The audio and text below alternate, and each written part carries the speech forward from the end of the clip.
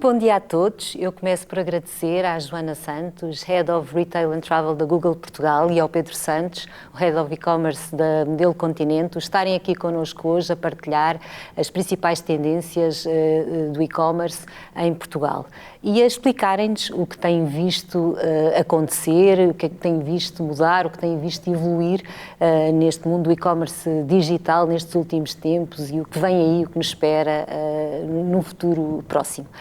E tem muita coisa para partilhar connosco, muito interessante. Eu começava por pedir à Joana Santos que nos mostrasse, partilhasse a sua visão. Muito bom dia a todos. A Teresa de facto desafiou-me para vos trazer hoje algumas tendências do consumidor pós-Covid. E efetivamente nós estamos a viver uma pandemia global e isso trouxe alterações profundas, sejam elas comportamentais, económicas, psicológicas, sociológicas, que nós inclusivamente ainda nem conseguimos antecipar o impacto dessas alterações.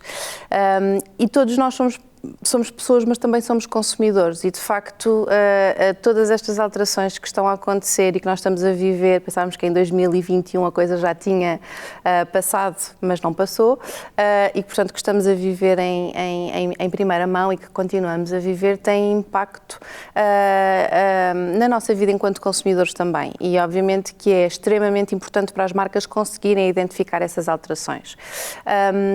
E, portanto, efetivamente, a vida em 2021 e em 2020 foi muito diferente da nossa vida habitual. Ela afetou as nossas rotinas, os nossos dias, as nossas relações. O que é certo é que as nossas necessidades enquanto consumidores também foram alterados. E, de facto, embora a incerteza continue em 2021, é inegável o impacto que isto teve a nível económico e que teve, efetivamente, nos negócios. Apesar de determinados setores de retalho, e o Pedro está aqui, provavelmente irá falar nisso, terem visto um acréscimo significativo de procura pelos seus bens, a verdade é que os protocolos com a segurança limitaram em muitas operações da maior parte dos retalhistas. Isto provocou efetivamente uma transição massiva para o e-commerce, que, pelo menos em Portugal, estava a avançar muito mais devagar do que noutros mercados na Europa. E, portanto, de facto, a primeira coisa que nós identificamos é uma transição brutal da procura para o digital. Começamos a ver emergir também uma série de respostas estratégicas com o objetivo de gerar entusiasmo e confiança na experiência de compra. E a verdade é que encontramos os retalhistas mais bem-sucedidos, encontraram algumas formas de inovar em áreas operacionais, em logística, conseguiram assegurar uma experiência de compra consistentemente boa, independentemente do canal. E, portanto, estamos a ver isso acontecer em muitos setores dentro do retalho. E a verdade é que, com todos os desafios que esta situação representou para os negócios, e para nós enquanto pessoas, nunca se viu uma situação em que tínhamos sido obrigados a uma tão grande adaptação. Falo de nós enquanto os negócios, neste caso, e nós também enquanto pessoas, a uma tão grande adaptação e tão grande capacidade de resposta a todos os níveis.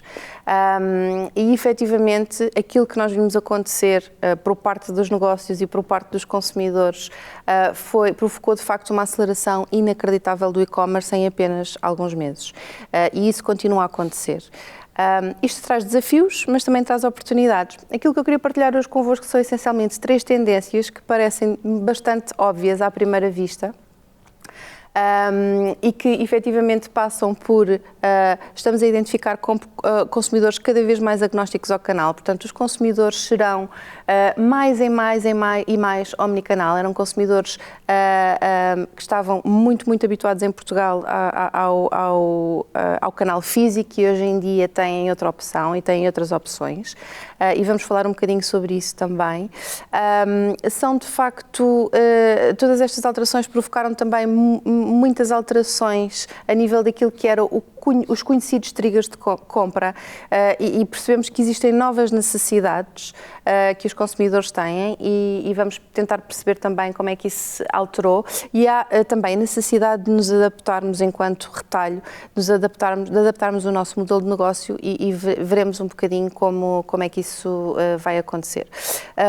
E começando aqui pela primeira tendência que vos falava, que no fundo são consumidores mais agnósticos ao canal. O que nós vimos acontecer efetivamente, e isto acho que é relativamente evidente para a maior parte das pessoas, é que o e-commerce cresceu significativamente, cresceu em todos os mercados. Portugal, é muito interessante perceber que Portugal foi o país da Europa, ou pelo menos daqueles que vemos aqui no gráfico, foi o país que mais cresceu receita em retalho através de e-commerce de todos os outros países. Obviamente que a base era mais pequena e, portanto, isso também justifica o crescimento, mas a verdade é que, efetivamente, foi um dos países que mais cresceu.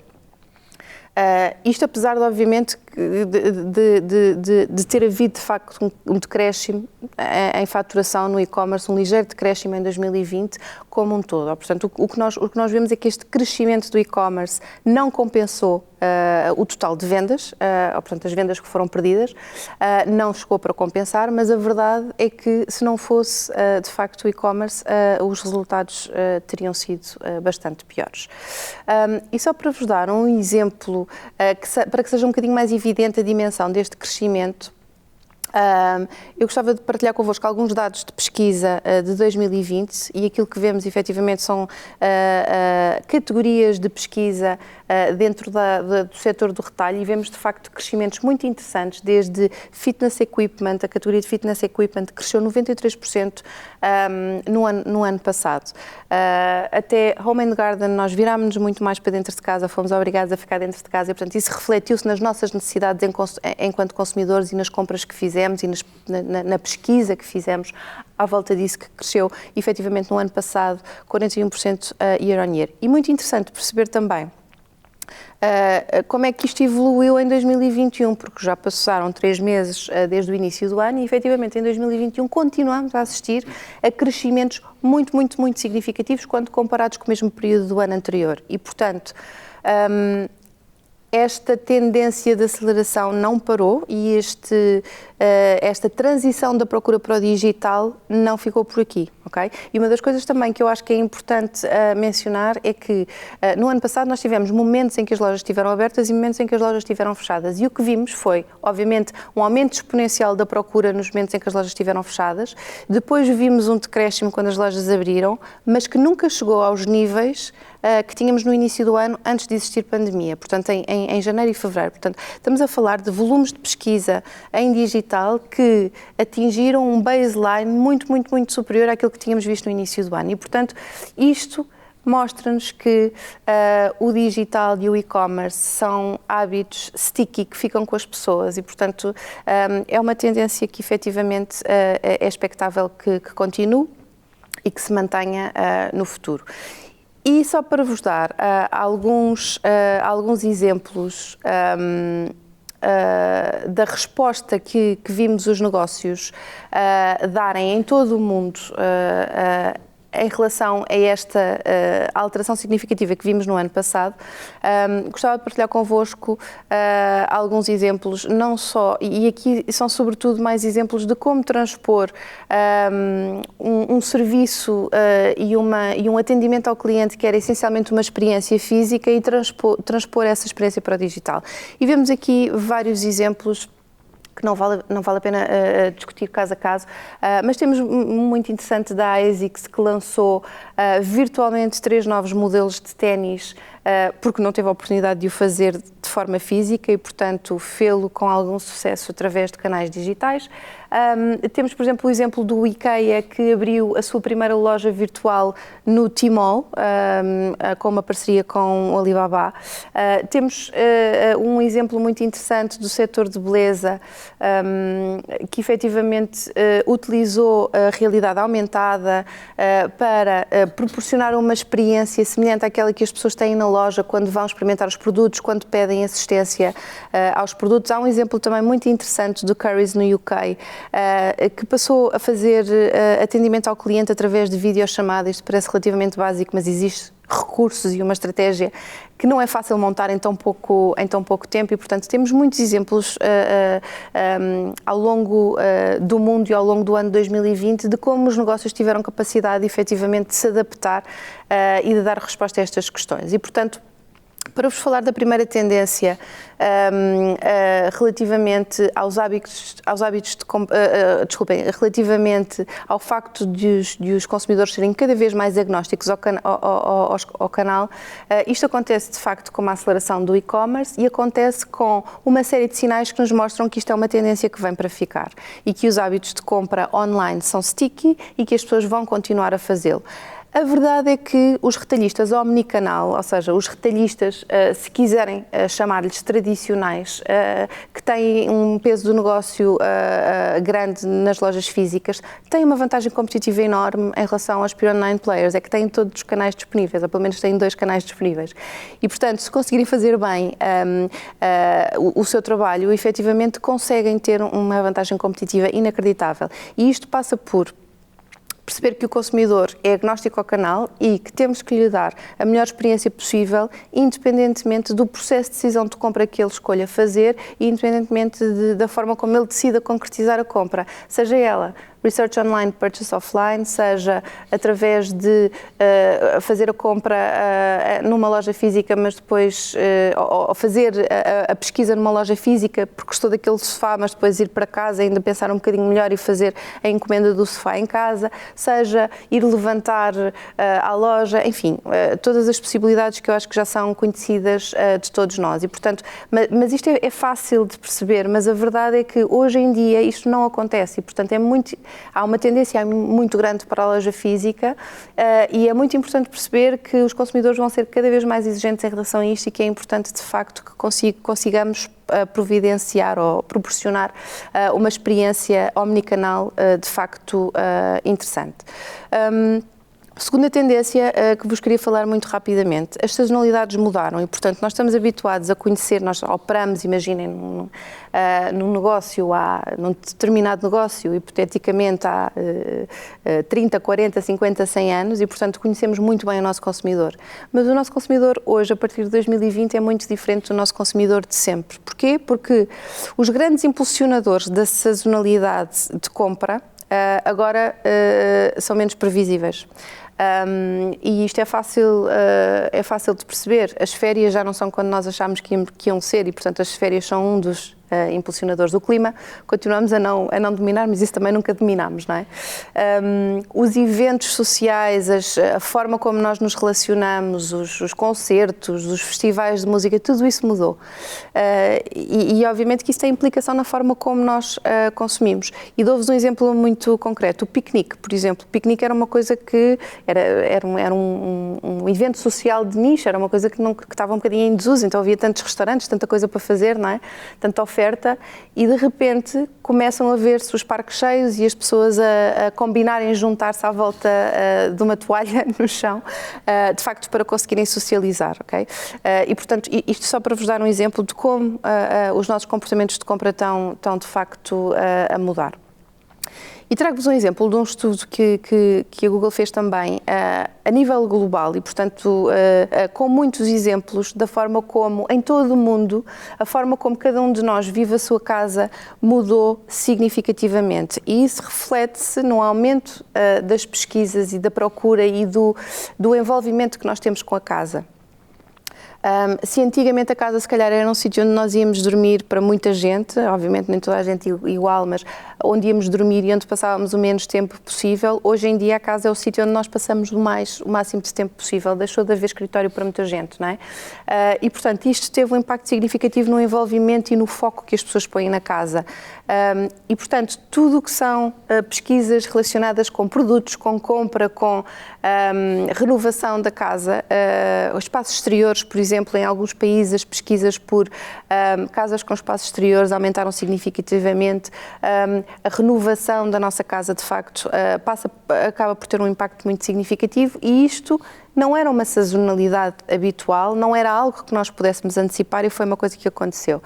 Deixem-me dar-vos um exemplo agora já não global, mas muito particular de Portugal. O gráfico que nós vemos aqui é o aumento de pesquisas em Portugal entre 2018 e 2021, os primeiros 3 meses de 2021, por passadeiras elétricas.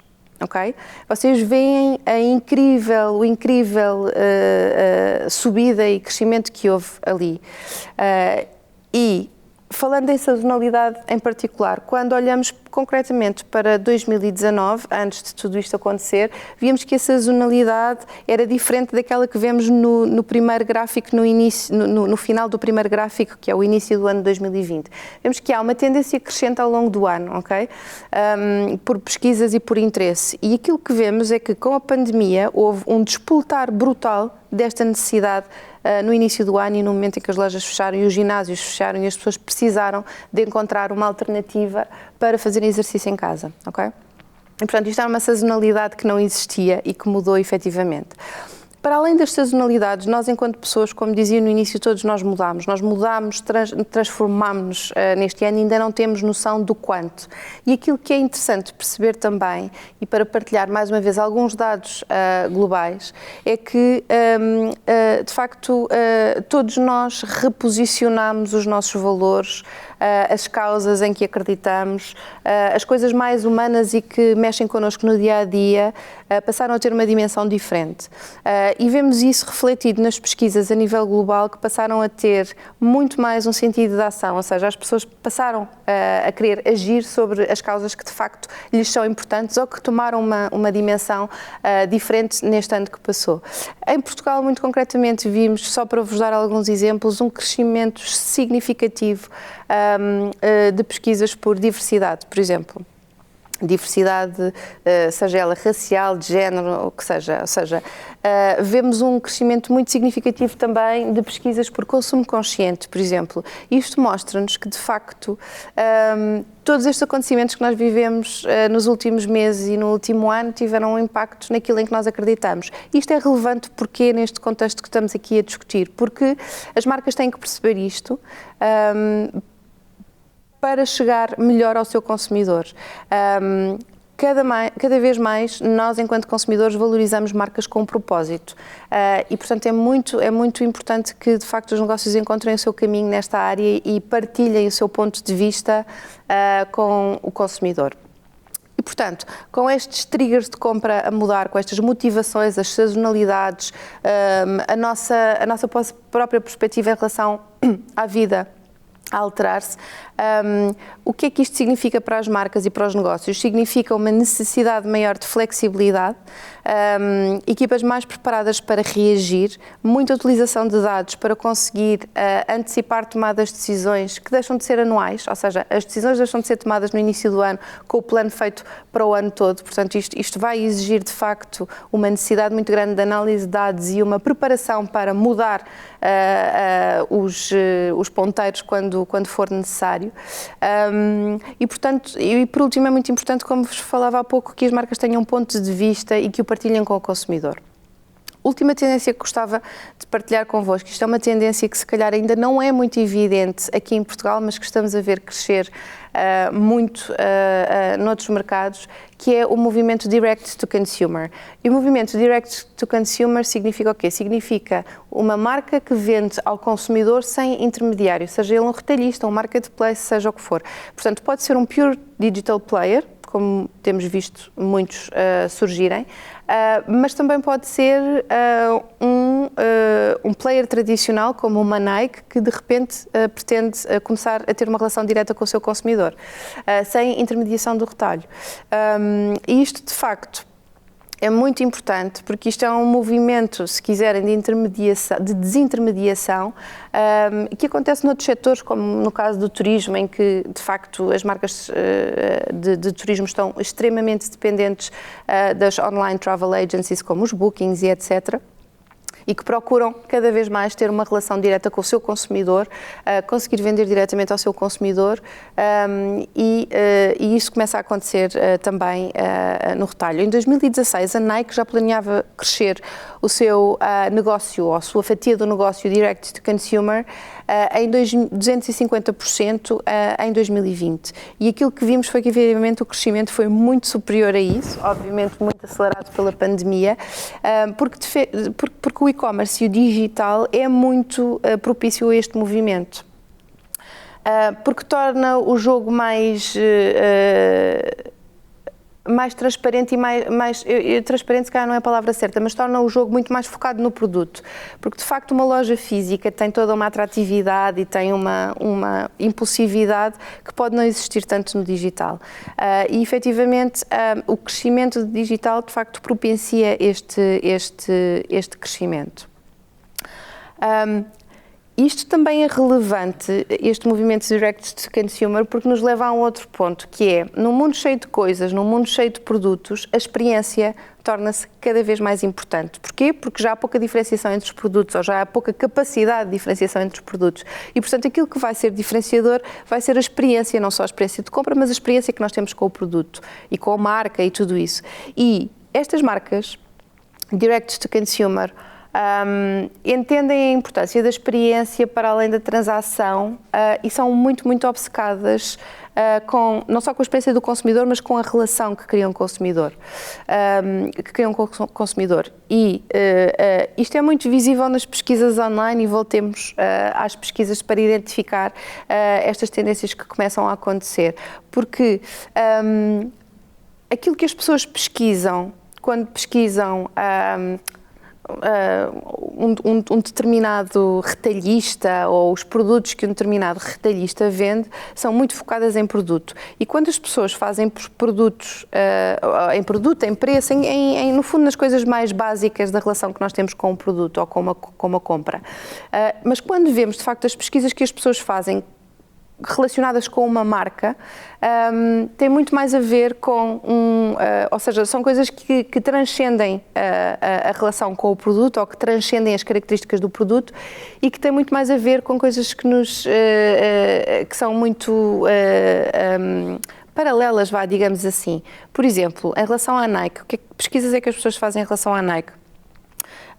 Que celebridades é que usam os modelos da Nike? Quais são os últimos modelos a terem sido lançados? Como se pode combinar um determinado modelo de ténis com uma determinada roupa? Enfim, são coisas muito mais, que passam muito mais por uma experiência, digamos assim, de compra e de processo de decisão de compra do que o produto em si. E, efetivamente, estas marcas estão a ganhar terreno ao retalho, não ainda em Portugal, mas noutros, a ganhar terreno ao retalho não será bem assim, mas começam a ganhar alguma fatia de relação com os seus consumidores, que é muito relevante para o retalho, porque colocam de facto este foco grande na relação com o consumidor. E, portanto, eu diria que se calhar aqui uma coisa muito importante para o retalho ter em conta é de facto este movimento que começa a acontecer noutros mercados e para anteciparmos isso em Portugal, mais uma vez, pôr um foco ainda maior na relação com o consumidor, na relação, na forma como a experiência de compra é feita, nos dados e em como é que vamos utilizar esses dados para proporcionar, de facto, uma experiência diferenciadora ao nosso cliente e em como podemos, de facto, conhecê-lo melhor. E no fim do dia, uma nota final só para acabar, de facto é inegável o crescimento do e-commerce, mas o retalho físico continua a ter uma relevância incrível e vai sempre ter uma relevância incrível e a mensagem que eu queria deixar aqui é que de facto um player omnicanal tem o melhor de dois mundos e tem a capacidade de se diferenciar por essa característica de ter o melhor de dois mundos e de facto o que é importante é perceber que estas alterações estão a acontecer e agir sobre elas o mais rapidamente possível. Joana, muito obrigada. E Pedro, como é que a Modelo Continente, um player pioneiro e um dos grandes players do e-commerce em Portugal, viu tudo isto acontecer e como é que se foi adaptando? A que é que tem dado atenção nestes últimos tempos? São tempos entusiasmantes, Teresa, e obrigado pela oportunidade. O que nós víamos no passado, mais recente, é o e-commerce a crescer em Portugal a 2 dígitos, portanto um crescimento muito consistente, à medida que as vendas a retalho, ou o crescimento das vendas a retalho, na verdade, desacelerava.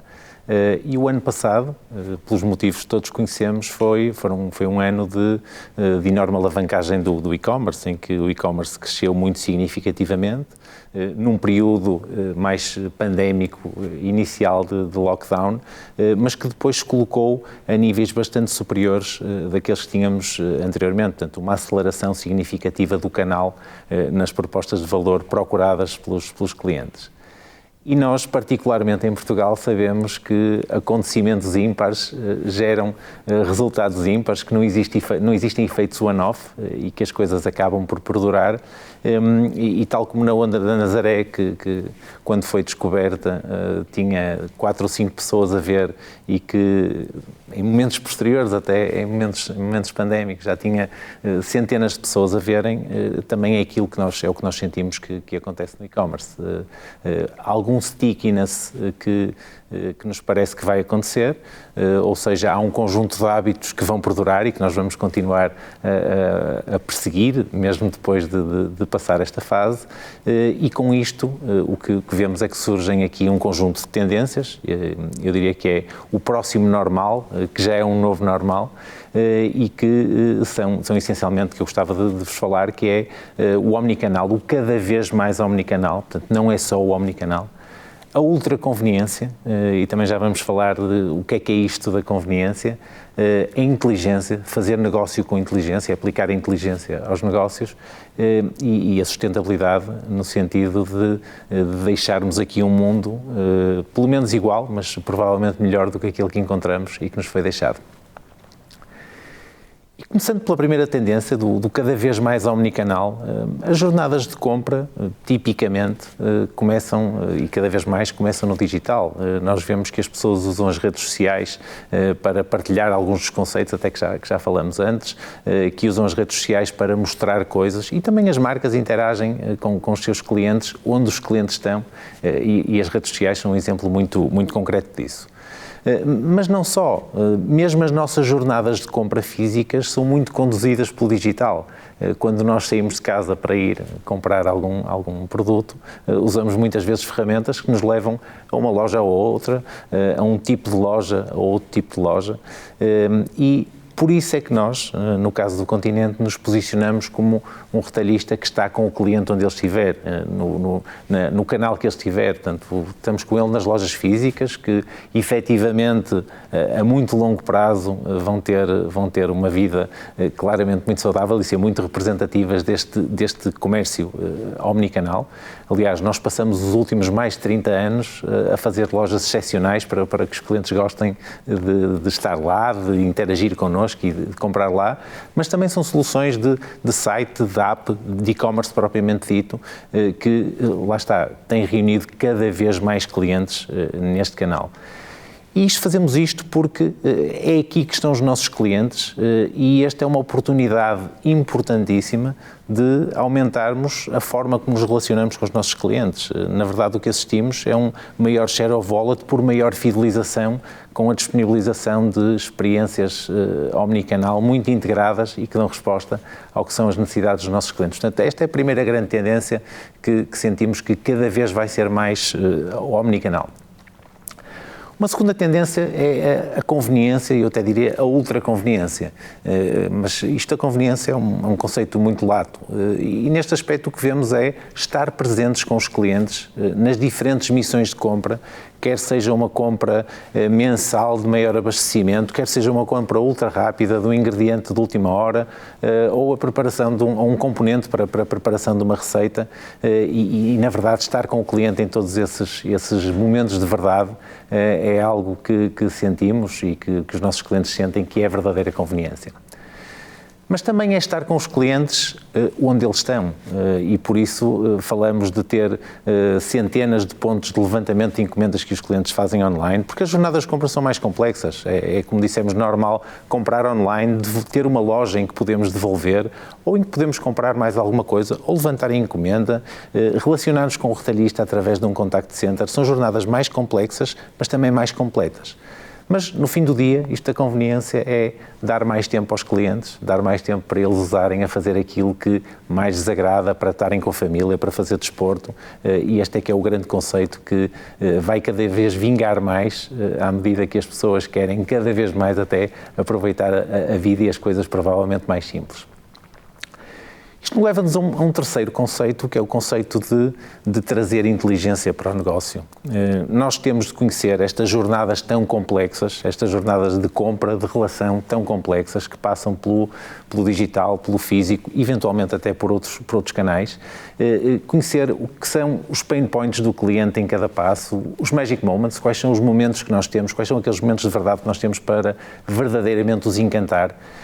E temos de pôr processo e inteligência, como disse, em cima de toda esta informação para conseguirmos dar, nomeadamente, experiências muito personalizadas. Nós já estamos a entregar aos clientes folhetos personalizados com aqueles produtos que tipicamente aquele cliente quererá ou deverá comprar, ou os próprios checkout walks que são passíveis de fazer no digital, de mostrar ao cliente produtos que ele normalmente compra, esse teste está a esquecer nesse momento, ou que são boas propostas de valor face ao que é o comportamento desse cliente. E comprar, isto também liga muito com a conveniência, no sentido de acelerar o que é um processo de compra, que é algo que nos torna a vida muito mais fácil, libertando o tal tempo para aquilo em que queremos utilizá-lo.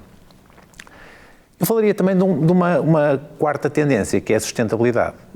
E a sustentabilidade, o e-commerce demonstra que é um canal em que podemos trabalhar a eficiência das rotas de entrega, portanto, a eficiência energética, a eficiência da embalagem que usamos, a eficiência dos processos, mas não só, também o próprio compromisso dos R's da sustentabilidade e da forma como tratamos os plásticos dos clientes, quando compram no Continente Online, poderem devolver os seus sacos de material reciclado para reciclagem na próxima encomenda, e isto é realmente uma forma de garantirmos que conseguimos tornar um mundo melhor do que aquele que encontramos e que nos foi deixado, e deixar o mundo melhor às gerações vindouras dos nossos filhos. De qualquer forma, além destas 4 tendências, eu diria que, independentemente da tecnologia, das propostas de valor, tudo aquilo que vamos montando, realmente o centro é o cliente, e é este processo de cocriação, de proposta de valor com o cliente, e se nós formos centrados no cliente, independentemente da tecnologia, de toda a evolução, nós temos a consciência que vamos ser retalhistas vencedores e que vamos conseguir continuar a liderar, e liderar é pela experiência do cliente como uma das bases fundamentais do retalho desde sempre. Muito obrigada. E acho que temos aqui muita coisa sobre a qual conversar, e por acaso lançava agora aqui ao Pedro uma primeira pergunta. Portanto, nós vemos o e-commerce a crescer, acho que isso é indiscutível, portanto está-se a comprar mais online, mas também a entrada de muitos novos players, e por outro lado também alguma complexidade maior no bem servir os clientes através destes canais. Isso obrigatoriamente estará a colocar também alguns desafios às empresas. Para muitas, provavelmente, por exemplo, o custo de aquisição dos clientes poderá estar a crescer, eventualmente existirão aqui outros desafios. O que é que, em tua opinião, é muito importante em que as empresas se foquem para conseguir garantir operações de e-commerce rentáveis nos próximos anos, até porque seguramente, mesmo que as lojas físicas, para quem as tem, continuem a ter aqui um papel relevante, este canal não vai deixar de crescer, e a maior parte dos negócios vão ter, no mínimo, que contar com 2 tipos de operações. O que é absolutamente fundamental e que possa ajudar as empresas a criar rentabilidade também neste tipo de canal? Começando pelo fim, é efetivamente o foco na experiência e o foco no cliente. O ano passado deu-nos a oportunidade de lidar com e de receber um conjunto mais alargado de clientes e uma equação de vendas, clientes, frequência e compra média. Isto é que faz o negócio. Portanto, temos uma oportunidade de contactar com um número mais significativo de clientes que nós agora, com a experiência, vamos ter a oportunidade de reter e a partir daí desenvolver e torná-los clientes mais fiéis e mais fiéis à marca, não só ao canal, e que nos podem efetivamente trazer resultados futuros mais interessantes. Eu destacaria só um ponto também de informação e de até formação. Nós contactamos com um conjunto de clientes mais significativo, em que também temos de continuar a formar e informar, nem sempre tão proficientes com esta omnicanalidade, mas temos uma enorme oportunidade, nós enquanto reteiristas temos todos uma enorme oportunidade de desenvolver relações mais fortes com os clientes e a rentabilidade do negócio e o desenvolvimento dos negócios vem sempre dessa relação com o cliente e do desenvolvimento da relação com esses clientes. Ok, muito obrigada. E Joana, aqui colocava um outro tipo de questão, porque falaram os dois, aliás, a Joana falou muito, mas acabaram por falar muito os dois, deste consumidor cada vez mais agnóstico ao canal de venda. E a Joana, inclusivamente, deu-lhe uma série de exemplos em que a utilização de tecnologias emergentes, como a realidade aumentada e virtual, ou a própria voz, ou a internet das coisas, ou o próprio 5G, está a começar a ser utilizado para ajudar a criar estes novos formatos de venda e a criar estas novas experiências omnicanal. O que é que nós já vemos acontecer de forma um bocadinho generalizada e o que é que se prevê que venhamos a ver cada vez mais no retalho a criar este tipo de experiências omnicanal? Eu sei que esse tipo de experiências assim mais fora da caixa e mais inovadoras são sempre super atrativas e são sempre muito inspiradoras. Mas pegando aqui num ponto que o Pedro falou, que tem a ver com o conhecimento do cliente, eu diria que há básicos por cumprir antes de chegarmos a esse ponto e não só em Portugal, eu diria que inclusivamente em muitos dos retalhistas fora de Portugal há básicos por cumprir e por isso é que se vê de facto estas tentativas de implementação destes projetos. Alguns deles fazem sentido, eu acho que outros nem tanto e de facto são um investimento muito grande em tecnologia e tem se calhar algum interesse a nível de buzz, não é? Mas depois acabam por ter pouco impacto no dia-a-dia do negócio, diria eu. E, portanto, eu diria que há coisas básicas nas quais faz sentido os players continuarem a investir e, pegando num ponto que o Pedro falou de conhecimento do cliente, eu acho que isso é crítico, ou seja, eu acho que a capacidade das marcas hoje, e sei que isto parece muito evidente, mas não é assim tão evidente, a capacidade hoje das marcas conhecerem o seu cliente e não só num canal, ou seja, de terem a visão 360 do seu cliente, de perceberem, de cruzarem dados com o offline e com o digital e com a app, ou seja, todos os canais disponíveis e de facto conseguir perceber quem é este cliente. Acho que isso vai ser crítico não só numa perspectiva de rentabilização do cliente e numa perspectiva de P&L, no final do dia, não é? Mas também acho que é dos projetos e dos investimentos mais importantes a fazer para começar, mais do que todos os outros. Isto vai permitir uma segunda coisa que eu também acho que é muito importante, que é uma personalização da comunicação e uma capacidade de retenção dos clientes muito superior àquela que existe hoje em dia. Pronto, depois eu acho que há um desafio grande, e pegando um bocadinho no ponto que falavas, acho que há um desafio grande de transposição da experiência, das experiências físicas para o digital, que não são fáceis, e eu falava no exemplo da ASICS, que lançou 3 modelos de ténis online. Obviamente que isto não é linear e não é fácil. Todos os exemplos de realidade aumentada que vemos também, por exemplo, no setor, o exemplo que eu dava no setor da beleza, na tentativa de fornecer uma experiência de compra mais suportada, digamos assim, com as pessoas a poderem ver como é que a maquiagem fica nas suas caras e relativamente ao seu tipo de fisionomia e tudo isso. Acho que faz muito sentido neste setor, se calhar noutros não fará assim tanto sentido, não é? Portanto, eu acho que ainda é cedo para dizermos que este ou aquele projeto assim um bocadinho mais fora da caixa são de facto relevantes para o negócio. Quando ainda há tanta coisa por fazer a nível de data, de dados, de cruzamento de dados, acho que isso é crítico, porque depois colocando automação em cima disso, inteligência em cima disso, conseguimos de facto ser muito mais eficazes em termos de aquisição e em termos de retenção. Pedro, de acordo, ou já estão a explorar aí algumas novidades ao nível de tecnologia, de acordo, eu acho. Voz, estas coisas de que tanto se começa, estes buzzes que tanto ouvimos falar? Esses buzzes muitas vezes são interessantes para experimentarmos e percebermos o que é que funciona. Nós já há vários anos lançamos soluções de compra por voz, lançamos soluções de utilização de inteligência artificial na personalização e em apresentar aos clientes, ainda dei um exemplo de uma solução de personalização de plano promocional. Portanto, é algo que nós já trabalhamos há bastante tempo, mas concordo com a Joana que é claramente um enorme mar de oportunidades e em que temos de trabalhar às vezes nos temas e nos problemas mais básicos, em resolver problemas para os clientes muito concretos e a partir daí explorar toda a tecnologia enquanto instrumento para potenciar o negócio. Portanto, ainda há muita coisa para explorar antes de começarmos a falar dessas novas tecnologias de que tanto vamos vendo estes exemplos interessantes começarem a aparecer por aí. Também falaram muito de um consumidor que é muitíssimo mais exigente do ponto de vista de experiência e a necessidade das empresas e das marcas se relacionarem de forma cada vez mais intensa e de proporcionarem experiências cada vez mais interessantes aos consumidores para os fidelizarem. Portanto, aquilo que entendi, a experiência hoje em dia é um fator-chave na diferenciação e na criação de fidelização. E também aí nós começamos a ouvir falar de muitas coisas a aparecer, o shopping, o streaming, o live shopping, a hiperpersonalização. O que é que de facto está a acontecer, em que é que de facto as empresas estão a começar a fazer nessa área? Agora começava aqui pelo...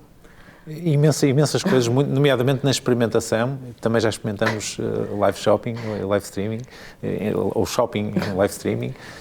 Temos feito um conjunto de experiências, temos feito experiências também muito segmentadas, de experiência com clientes e trabalhando conjuntamente com os clientes para fazer, de carrinhos de compra pré-populados, em que o cliente já recebe o seu carrinho de compra e tem a opção de tirar ou meter alguns artigos, mas já tem ali uma base para aquela semana, para aquele momento, com aquelas características, especialmente para si, como é o caso do plano promocional, mas temos feito um conjunto de experiências e há um conjunto delas que dão origem a componentes base da nossa proposta de valor e vamos continuar a fazer. Aliás, toda a inovação faz parte do nosso ADN e a nossa expectativa é que continue a ser assim. E há algumas que parecem mais promissoras neste momento? Toda a personalização e nós trabalhamos temos uma base de fidelização muito importante. O cartão Continente tem mais de 80% dos agregados familiares em Portugal, portanto trabalhamos com propostas de valor específicas para os clientes. Acho que é um exemplo claro de enorme sucesso da transposição de valor para o mercado, mas todos aqueles que são de personalização, de facilitar a vida ao cliente e que se enquadram muito naquelas tendências, naquelas maiores tendências, são altamente promissores, naturalmente. Joana, alguma coisa a acrescentar sobre este tema da experiência, de exemplos, daquilo que vão vendo? Eu se calhar acrescentaria numa tónica diferente. Eu diria que nessa perspectiva que falavas, a primeira experiência de compra, quando nós não conhecemos a marca, em termos de credibilização e em termos de recorrência, de potenciar a recorrência da compra, é chave. A primeira experiência de compra é chave.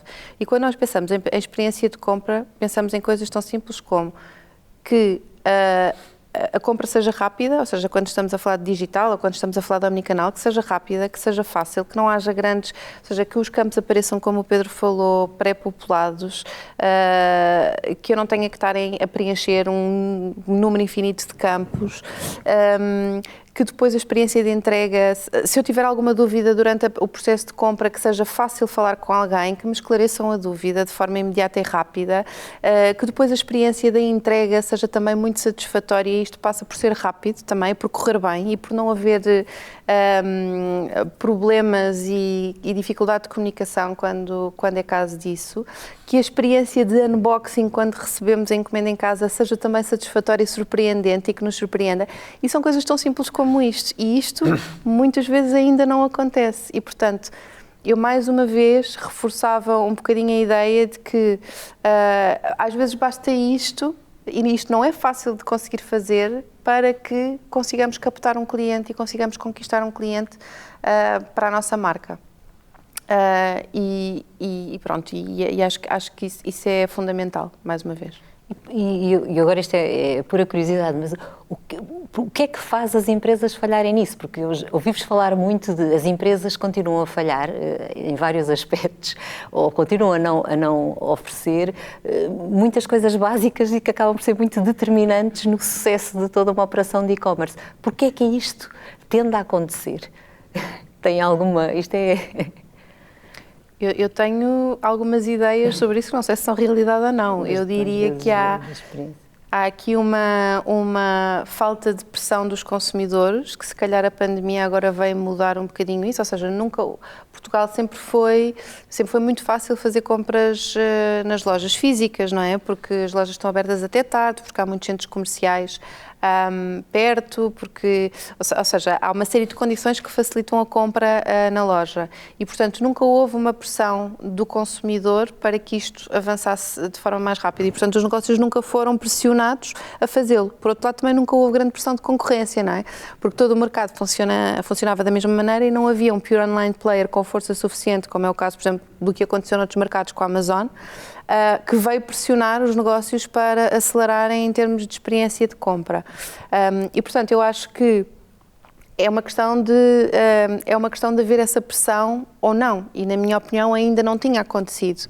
Não sei se agora já aconteceu, acho que sim, acho que o ano de 2020 nos tornou a todos muito mais preparados, consumidores e negócios, para a experiência de compra também mais exigentes, etc. E acho que isso faz muita diferença. E só uma nota que eu acho que também é importante deixar, daquilo que nós vemos acontecer noutros mercados que se pensam tão avançados digitalmente, como por exemplo o Reino Unido, que tem 36% da faturação de retalho, se não me engano, a acontecer em digital, e que é já muito, muito significativo. Eu falo com colegas meus do Reino Unido e digo-lhes: vocês são um mercado mais avançado a nível de e-commerce, contem-me coisas do que é que está a acontecer aí. E às vezes não é assim tão diferente do que está a acontecer aqui. Obviamente são um bocadinho mais avançados, mas não é também assim uma diferença tão grande, e portanto os básicos ainda continuam por fazer em muitos sítios. Eu tendo a concordar com a Joana e destacaria também que os negócios o negócio de retalho é um negócio de relações e nós, como pessoas, sabemos que é difícil manter relações e não queremos ter relações com outras pessoas em que tenhamos algum tipo de barreiras, portanto também é uma dificuldade. Mas até olhando para os outros mercados, e nós vimos no caso do e-commerce de grocery durante a pandemia, em que com mais dificuldades, menos dificuldades, nós mantivemos a trabalhar, enquanto o retalho de grocery e-commerce no Reino Unido, por exemplo, que é o mercado com maior penetração, fechou completamente. Não é fechou, não é entrega, demora 3 dias, não existe.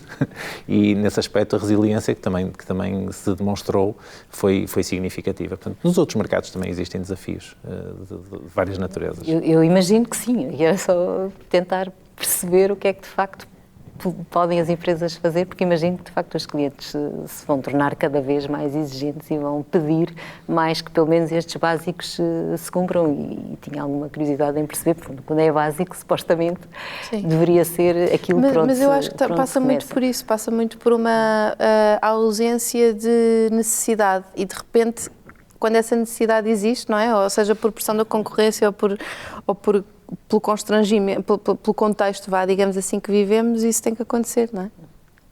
Ok. Tinha aqui mais uma questão.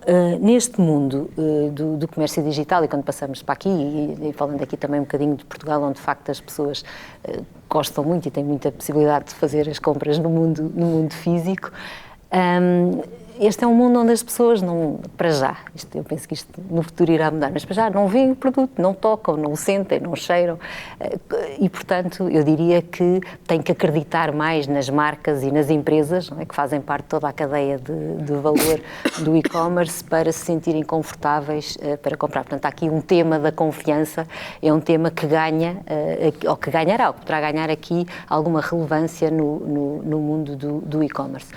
Como é que as empresas trabalham esta confiança? É com certificações, é com rastreabilidade, é com boas práticas? Como é que se estabelece e como é que se faz as pessoas acreditar e comprar produtos que não veem no mundo digital?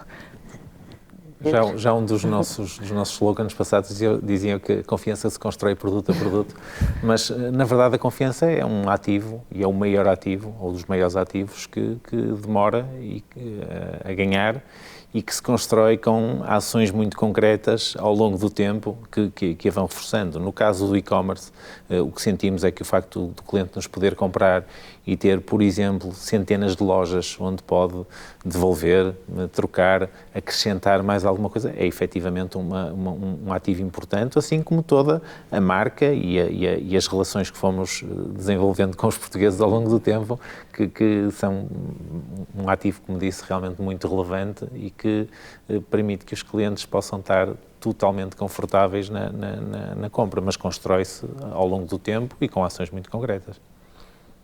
Joana, alguma perspectiva? Eu diria que aí, em termos de confiança, depende se estamos a falar de um player que já está estabelecido no mercado e que já tem uma marca, de facto, muito conhecida e com uma força grande, como, por exemplo, é o caso do Continente, não é? Ou se estamos a falar de um player que, de repente, entra novo, que ninguém conhece e que está a tentar, no fundo, desbravar mercado. E aí eu acho que tem que haver uma proposta de valor muito diferenciadora, seja ela pelo preço, pelas características do produto, ou seja, há uma proposta diferenciadora que faz o trigger ao consumidor, primeiro, e depois a experiência de compra tem que ser boa, ou seja, o consumidor pensa, isto é suficientemente interessante para eu comprar a esta marca que eu não conheço de lado nenhum, versus aquela outra marca que eu sei que posso ir a uma loja e trocar amanhã e que não vou ter problema nenhum porque já fiz várias compras. E, portanto, eu continuo a achar que, continuo a reforçar que a proposta de valor é fundamental, sobretudo para quem está a entrar no mercado pela primeira vez, e isto é válido também para marcas muito fortes que queiram entrar como um pure player ou via digital em novos mercados. E aí, às vezes, a nossa proposta de valor no mercado em que estamos ou no nosso mercado de origem não é suficiente para conseguirmos conquistar outro mercado. Às vezes é preciso repensarmos a nossa proposta de valor porque os consumidores são diferentes e porque muitas vezes a proposta de valor se perde noutro mercado, não é? Porque as condições não são as mesmas, os preços de entrega não são os mesmos, os consumidores têm outro tipo de necessidades ou a concorrência é diferente, não é? Mas eu diria que é isso, ou seja, é a proposta de valor. Se estamos a falar de um player novo, a proposta de valor tem que ser, de facto, diferenciadora e muito interessante para eu querer arriscar. Num player existente, a força da marca que já existe. E é isso portanto, são essas propostas de valor muito interessantes que estão a ser criadas por alguns pure players que os têm feito, de facto, crescer e afirmar-se nos últimos tempos, não é? Porque parece que há aí uma tendência que vai mostrando que há muitas marcas novas e pequeninas que estão a crescer muito e, de alguma forma, a conquistar uma cota significativa àquelas marcas já muito antigas e muito instaladas no mercado. É isto? Ainda não, eu diria que se calhar ainda não conquistam uma fatia de negócio tão significativa, mas são uma ameaça, não é? E uma das coisas que eu acho que eu gosto de discutir muitas vezes nas minhas conversas com os retalhistas quando as tenho é, mais uma vez, e pensando na proposta, não na proposta de valor, mas na capacidade diferenciadora que um player omnicanal tem, que são as lojas físicas, não é? E a força da marca, que também tem muito a ver com as lojas físicas. E que é, se eu tenho esta proposta de valor, então como é que eu posso pensar como um pure player e agir como um player omnicanal. E eu acho que o segredo é um bocadinho este, ok, então no e-commerce, ou pelo menos enquanto player omnicanal, eu vou pensar como pensam os pure players, e isso às vezes é muito diferente da maneira como pensa um retalhista tradicional, porque foi a maneira como, isto é um bocadinho, vou dar um exemplo, se calhar um bocado parvo, mas isto é como nós tivemos, todos nós tínhamos sites em desktop, não é? E de repente as pessoas começaram a ter sites móveis. E o que é que nós fomos fazer? Fomos pegar nos sites em desktop e tentar mudá-los para aquilo funcionar minimamente bem no telemóvel. Não funciona. A experiência em mobile é fundamentalmente diferente da experiência em desktop. Portanto, tem que ser pensada de raiz no mobile. Ou seja, o site em mobile tem que ser diferente da maneira de raiz, tem que ser diferente, as funcionalidades têm que ser outras em relação ao desktop.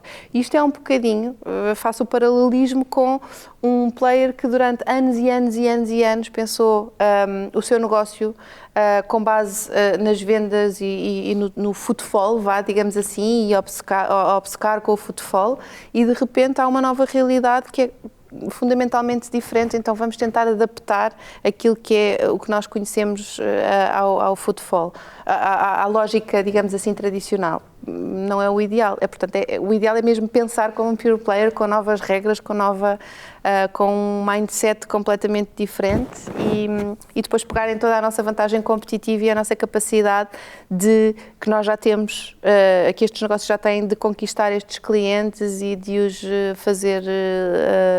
de os tornar clientes habituais e leais. Isto é fácil de conseguir para uma empresa? Não, diria que não é fácil para conseguir para nenhuma empresa em nenhumas condições. Nós, tipicamente, se formos pensar mobile, é como a Joana diz, muitas vezes o que as pessoas têm tendência é para transpor para uma realidade aquilo que já conhecem noutro formato e, na verdade, se calhar, temos de repente de pôr a equipa toda a trabalhar só num smartphone e a fazer todo o trabalho diário só num smartphone para realmente perceber como é que a experiência de interação com aquele device que é tão diferente do laptop, do PC que estão habituados a usar, e só aí é que começamos é uma ginástica mental que temos de fazer, isto num exemplo muito concreto.